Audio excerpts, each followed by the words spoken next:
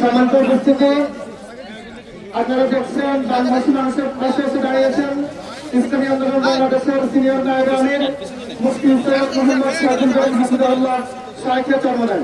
তিনি আমাদের মাঝে উপস্থিত হয়েছেন লাকসাম মনোহরগঞ্জের এই লাকসামে বন্যার্থ মানুষের পাশে এসে দাঁড়ানোর জন্য। এখানে আমরা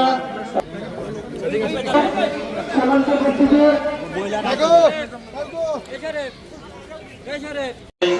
কষ্ট এবং যে অপ্রস্তুত পরিস্থিতি এখানে সহমর্মিতা জানানোর জন্য এসেছেন এবং কিছু হাদিয়া আপনাদের নিয়ে এসেছেন, সেগুলো এখন আপনাদের হাতে হস্তান্তর করবেন।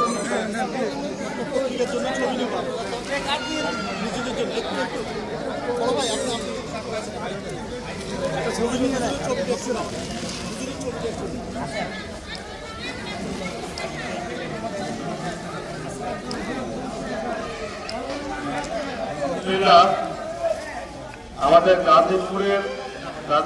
গাজীপুর কোনাবাড়ি থেকে ওলামা শাখা আইমা পরিষদ গাজীপুর কোনাবাড়ি শাখা, ওনারাও আপনাদের আজকে হুজুরের যে বন্টনকৃত হাদিয়া সামগ্রী এগুলোতে ওনারা শরীক হয়েছেন। আমরা তাদের জন্য সবাই দোয়া করবো।